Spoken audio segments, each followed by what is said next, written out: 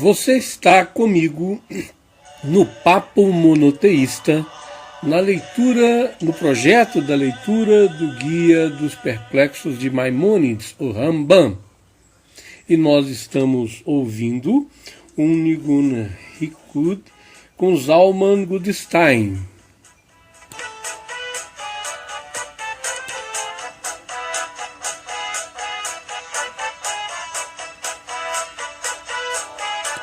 Isso é uma cortesia da Rabat.com, Zalman Goodstein executando o Nigun Hikud.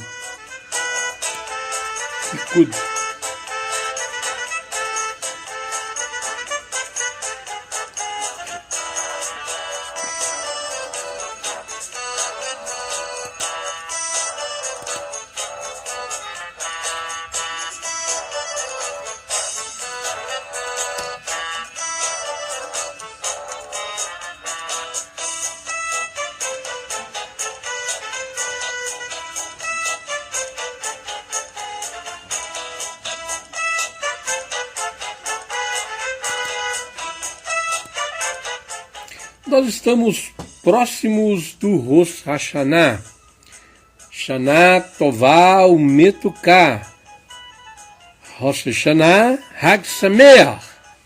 Que você tenha um ano bom, doce, proveitoso e um bom ano novo para você. Está chegando aí o ano novo e nós estamos aqui no Papo Monoteísta, no projeto Leitura do Guia dos Perplexos.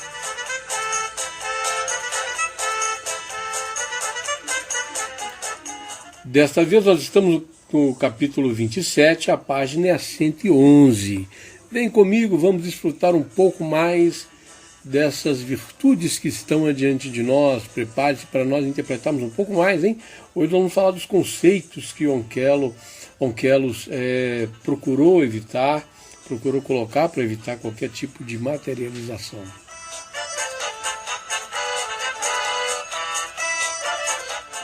Assim diz o capítulo 27, na página 111 do livro que está comigo, ok?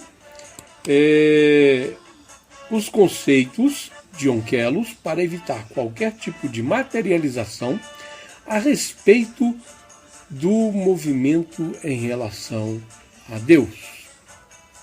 E diz assim: Onkelos, o prosélito, que dominava perfeitamente os idiomas hebraico e aramaico, fez todos os esforços para remover qualquer traço de corporeidade atribuídas a Deus, de modo que ele interpretou todo o atributo que as Escrituras descrevem ao falar de Deus e que poderiam conduzir à acorporeidade conforme o seu verdadeiro sentido. Portanto, em todos os termos que ele encontra qualquer espécie de movimento, ele interpreta o significado de movimento como relação e manifestação da luz criada, ou seja, da Shekhinah, ou como uma ação da providência divina. Daí que ele traduziu a passagem "O Eterno descerá", e Ered Hashem, Êxodo 19:11, por "O Eterno se manifestará", e Igali Hashem. Também "E o Eterno desceu", vai Ered Hashem, também lá em Êxodo 19:20, por "O Eterno se manifestou", Vaat Gale Hashem, e não por "E o Eterno desceu", Narat Hashem, da mesma fonte. Eu descerei e verei, Erdá Naver, Gênesis 18:21. Trocando por "me manifestarei e verei", Atgale Kean Vearze, E assim ele fez continuamente em toda a sua interpretação. Porém, as palavras "eu descerei contigo ao Egito", Ana'arot imar limitzraim, também em Gênesis 46:4, ele traduziu literalmente. Isso é notável e indica a perfeição deste nobre homem e a beleza da sua interpretação e da sua compreensão das coisas como elas são. Ao traduzir literalmente essa passagem, ele introduziu um dos pontos principais relacionados ao tema da profecia, pois no início dessa narrativa foi dito: "E falou Deus a Israel em visões da noite e disse: Jacob, Jacob. E disse: Eu sou o Deus, e descerei contigo ao Egito", Gênesis 46, 2-4, por ter indicado no início do relato que isso foi uma das visões da noite que teve. Onkelos não viu qualquer mal em relatar literalmente o discurso proferido nas visões da noite. E ele agiu corretamente, por isso era a descrição do que fora dito e não a descrição de um evento acontecido, como em "E desceu o Egito sobre o monte", e desceu o Eterno sobre o monte Sinai, Êxodo 19:20, que descreve um fato acontecido na realidade. E por isso, nesse segundo contexto, ele interpretou de modo figurado, como uma revelação, afastando de Deus tudo que indicasse nele a ocorrência de movimento. Porém, o que estava na imaginação, ou seja, no relato do que fora dito a Jacó, ele deixou como estava. Isso é notável. Nessa primeira parte, ele descreve o que Onkelos, o prosélito, sábio, um homem justo, foi Onkelos, para quem não sabe, foi um romano, foi um general, foi um embaixador, foi uma pessoa importante no romanismo, que ele tinha sob encargo de si ir a Israel, e em Israel ele deveria aprender tudo sobre o judaísmo e modificar as pessoas, modificar tudo para poder beneficiar o Império Romano. No entanto, ao começar a aprender sobre o judaísmo, o que esse homem notável fez foi ver que ali estava a verdade. Então ele teve o grande interesse em se converter. O tio dele era Vespasiano, havia há uma história que não é o momento de contá-la a respeito de Onkelos. Sabe-se que as traduções que ele colocou são muito apreciadas não só no judaísmo, como no mundo ocidental. São respeitados os seus escritos, e muito entre os judeus. E ele teve essa decência de fazer uma interpretação muito apurada, muito detalhada, porque ele aprendeu de fato o hebraico e o aramaico e teve vários cuidados. Vamos continuar aqui. Ele está mostrando que tudo aquilo que imprime movimento a Deus, Onkelos mudou para que a interpretação não fosse dada como se houvesse uma movimentação humana. Então ele interpreta de uma maneira a ver que o homem não há mistura com Deus. Aquilo que é revelação de Deus é interpretado como a Shekhinah, como revelação de Deus, e aquilo que é sonhado ou é uma forma de uma visão de noite é interpretada de maneira literal. Então vamos continuar o que diz aqui o autor. Aqui tu deves despertar e compreender a grande diferença entre o que foi dito no sonho ou nas visões noturnas. 2. O que foi dito em uma aparição, mahazê, ou visão. E 3.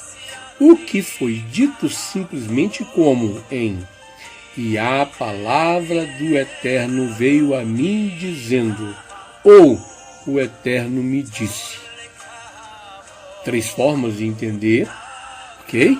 Há três formas de entender, e ele nos escreve isso de maneira muito clara para nós entendermos essa diferença. Na minha opinião, ou seja, de Maimônides, é possível também que o Onkelos tenha interpretado a palavra Elohim, dita aqui como anjo, por isso não receou em dizer: "Eu descerei contigo ao Egito". Não estranhes que ele tenha entendido nessa passagem que Elohim fosse um anjo, apesar desse ter dito a Jacó: "Eu sou Deus, o Deus de teu pai", pois estes podem ter sido empregados pelo anjo. Tu não sabes, tu não vês que o texto diz: "E disse-me um anjo de Deus no sonho, Jacó, e eu disse: aqui estou", Gênesis 31:11. E no final do relato, ele se dirige a Jacó e diz: "Eu sou o Deus de Bet-El, a quem tu consagraste um monumento a mim, e que ali me fizeste um voto", Gênesis 31:13. E não há dúvida que Jacó fez essa promessa a Deus e não ao anjo.